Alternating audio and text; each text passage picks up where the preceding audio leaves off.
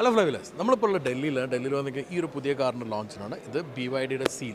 BYD പറഞ്ഞ വേൾഡിലെ ഏറ്റവും വലിയ ബാറ്ററി ഇലക്ട്രിക് വെഹിക്കിൾ മാനുഫാക്ചേഴ്സായി മാറിയിരിക്കുകയാണ്. അതുപോലെ തന്നെ ഒരു ടെക്നോളജി എന്ന് പറഞ്ഞാൽ ഭയങ്കര അഡ്വാൻസ് ആയിട്ടുള്ള ടെക്നോളജി, ബ്ലേഡ് ടെക്നോളജി പറഞ്ഞ ബാറ്ററി വന്നിരിക്കുന്നത്. ഇത് ഈവൻ ടെസ്ലയിൽ ഒരു ഉപയോഗിക്കുന്നത്, പക്ഷേ അവരതിനെപ്പറ്റി പറയാറുണ്ടാവില്ല. നമുക്ക് അതിനെപ്പറ്റി പറയാം. എന്തായാലും അത്രയും അഡ്വാൻസ് ആയി നിൽക്കുന്ന ബാറ്ററി ടെക്നോളജി വന്നിരിക്കുന്നത്, പറയുന്ന റേഞ്ച് പൊതുവെ കിട്ടുന്ന ഒരു കമ്പനി കൂടെയാണ് BYD. ഇപ്പോൾ മൂന്നാമത്തെ മോഡലാണിത്.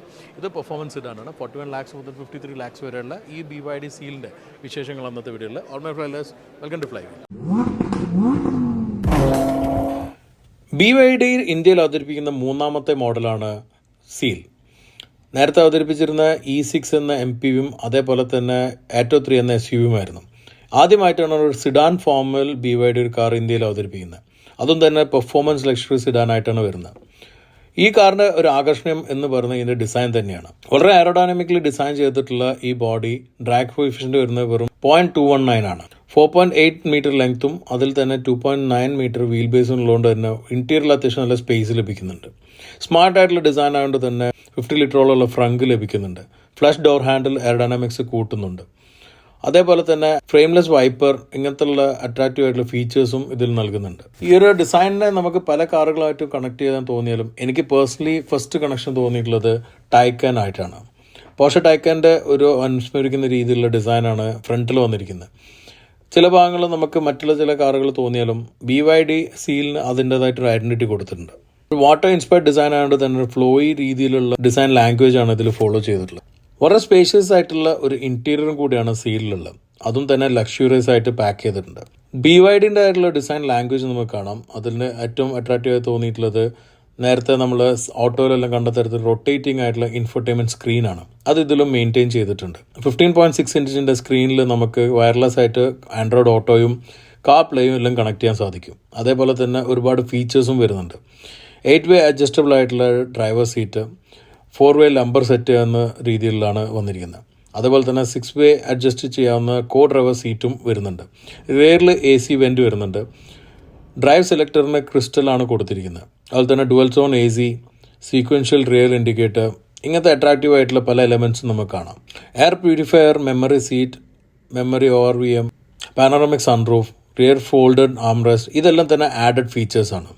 3 വേരിയൻസിലാണ് വരുന്നത്. അതിൽ 2 റിയർ വീൽ ഡ്രൈവും 1 ഓൾ വീൽ ഡ്രൈവ് ആണ്. അത് പെർഫോമൻസ് വേരിയൻ്റ് ആണ്. 0 to 100 വെറും 3.8 സെക്കൻഡിലാണ് നമുക്ക് എത്താൻ സാധിക്കുന്നത്. ഏറ്റവും ടോപ്പ് പവർ വരുന്നത് 560 PS ആണ്. 650 കിലോമീറ്റർ വരെയാണ് ടോപ്പ് റേഞ്ച് വരുന്നത്. അതേപോലെ തന്നെ നമുക്ക് 200 കിലോമീറ്റർ റേഞ്ച് ലഭിക്കണമെങ്കിൽ ഫാസ്റ്റ് ചാർജിങ്ങിൽ 15 മിനിറ്റ് കൊണ്ട് ആ റേഞ്ച് ലഭിക്കും.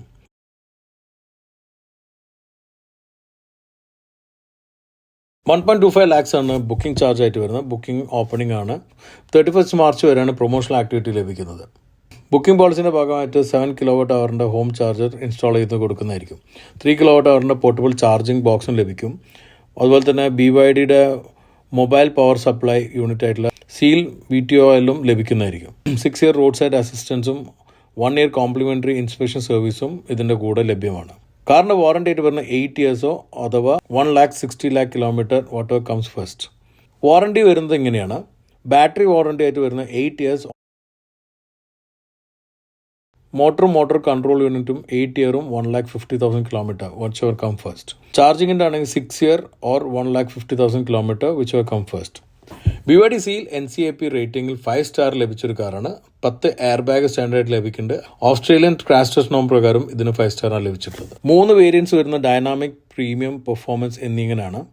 ഇതിൽ ഡൈനാമിക്കിന് 510 കിലോമീറ്റർ, പ്രീമിയത്തിന് 650 കിലോമീറ്റർ, പെർഫോമൻസ് 580 കിലോമീറ്റർ. പെർഫോമൻസ് ആണ് ഓൾ വീൽ ഡ്രൈവും ടോപ്പ് എൻഡ് വേരിയൻ്റ് ആയിട്ട് വരുന്നത്. അത് 53 lakhs. പ്രീമിയം എന്ന് പറയുന്നത് 650 കിലോമീറ്റർ റേഞ്ച് വരുന്നത് റിയർ വീൽ ഡ്രൈവ് മാത്രവും 45,55,000 ആണ് വരുന്നത്. ഡൈനാമിക് എന്ന് പറയുന്നത് 510 കിലോമീറ്റർ റേഞ്ചും റിയർ വീൽ ഡ്രൈവ് ആണ്. അതിന് 41 lakhs. BYDനെ കുറിച്ച് പറയുമ്പോൾ എനിക്ക് അട്രാക്റ്റീവ് ആയി തോന്നുന്ന മറ്റൊരു കാര്യം WCOTയുടെ ഈ വർഷത്തെ ടോപ്പ് 3 ലിസ്റ്റിൽ വന്നിരിക്കുന്ന ഒരു കാറും കൂടിയായിട്ടാണ്. അതുകൊണ്ട് തന്നെ ഇതിൻ്റെ ഡ്രൈവ് റിവ്യൂ കൂടെ കഴിഞ്ഞിട്ട് വേണം നമുക്ക് വിലയിരുത്താൻ.